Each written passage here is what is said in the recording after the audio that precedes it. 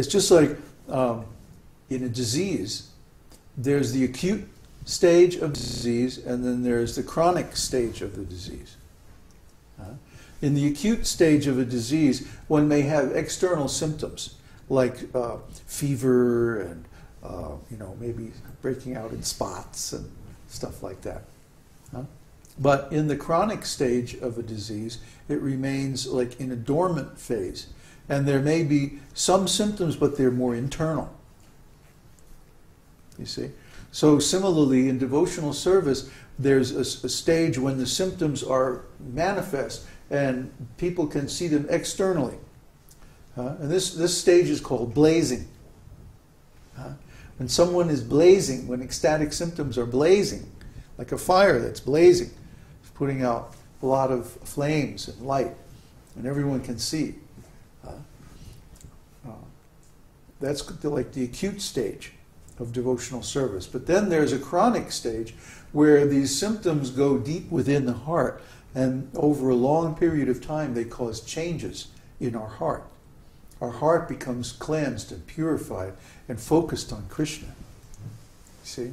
Out of ecstatic love. And this ecstatic love can build up for a long time, months or weeks or years even, and then suddenly burst forth in flaming. Like that. And that's called smoldering. Smoldering. Just like right now, the fire is smoldering. It's gone down a little bit. But then if you put some more sticks and you change the arrangement of the logs, boom, it'll flare up like that. It'll blaze. So similarly, the certain external impetus for devotional service will cause a blazing up of this fire, that's incubating in the heart of the devotee, and the symptoms become visible.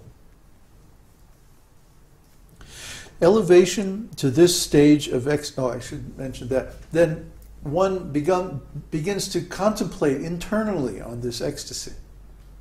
You see? The devotional ecstasy doesn't mean like always running around like a madman and falling on the ground and doing this and that. It may happen sometimes. And certainly when one attains a new platform or a new higher level of ecstasy, there's often a breakthrough experience when the symptoms are manifest externally like that. But then after that, the same ecstatic love that causes those symptoms becomes internalized. You see?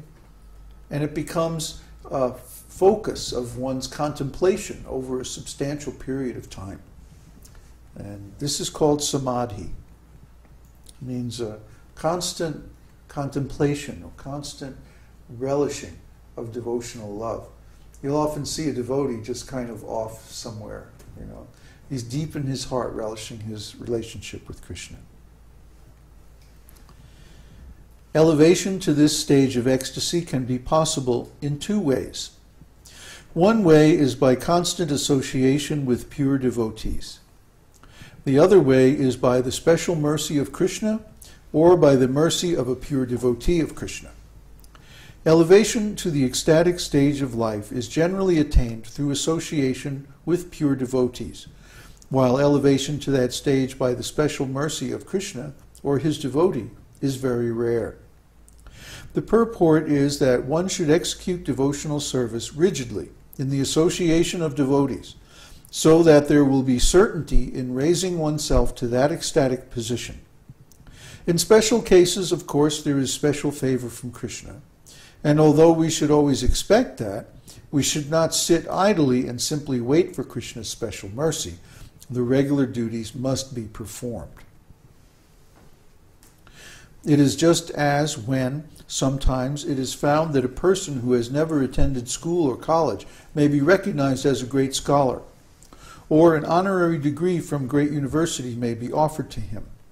But this does not mean that one should avoid school and expect to automatically receive an honorary degree. Similarly, one should devoutly execute the regulative principles of devotional service and at the same time hope for Krishna's favor or for his devotees' favor. So, Yeah, sometimes amazing, wonderful things happen.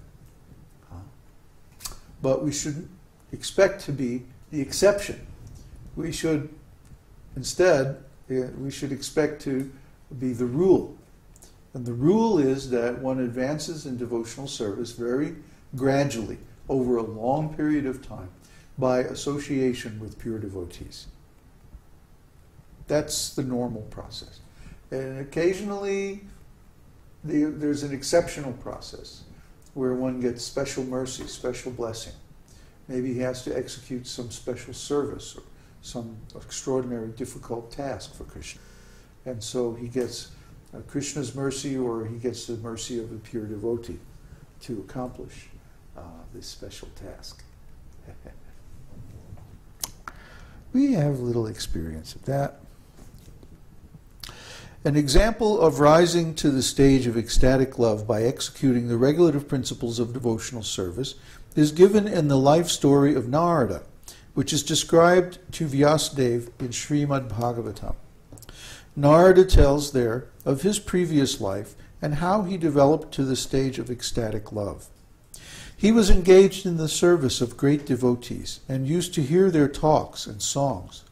Because he had the opportunity to hear these pastimes and songs of Krishna from the mouths of pure devotees, he became very attracted within his heart.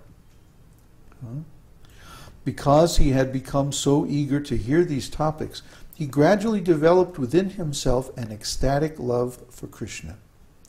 This ecstatic love is prior to the pure love of Krishna, because in the next verse, Narada confirms that by the gradual process of hearing from the great sages, he developed love of Godhead.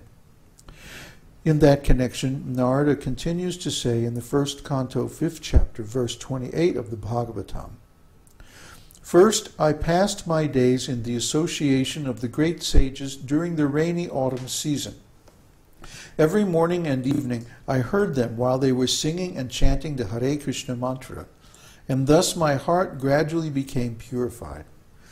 As soon as I heard them with great attention, the influence of the modes of material ignorance and passion disappeared, and I became firmly fixed in devotional service to the Lord."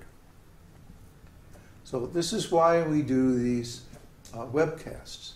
This is why we have a forum. This is why we try to record all of our association and then distribute it all over the world on the internet, so that people can perform this process of regular association with devotees. Excuse me. Devotees are very rare, especially pure devotees are extremely rare. You can't find them everywhere. Sometimes you can't find them anywhere. After Śrīla Prabhupāda's disappearance, I looked everywhere for some devotees who were in a similar mood to myself, but more advanced, because I wanted to continue this process myself. This is the recommended process. The one says here, we should always expect the mercy of Krishna or hope for the mercy of Krishna, but we shouldn't give up the regular process of advancement in devotional service. But I was placed in a situation where I didn't have access to that process anymore. The only thing I could do was approach Krishna through his holy name and beg for his mercy. That was the only option. There was no other option, because I couldn't find anybody who was in the same mood and more advanced and without deviating. So this was Krishna's arrangement, of course. Sometimes Krishna puts his devotee in a situation, an extraordinary situation, where he has to surrender. I mean, look at Arjuna in the beginning of Bhagavad-gītā. He was in such an extraordinary situation, unprecedented in Vedic history, where the two members of the ruling dynasty of the whole planet, two branches, were fighting with each other. And this is practically unknown in Dvapara Yuga. In Kali Yuga, it's common. But back in Dvapara Yuga, it was like the first time that it had ever happened. It was unknown. What should he do? There was no precedent.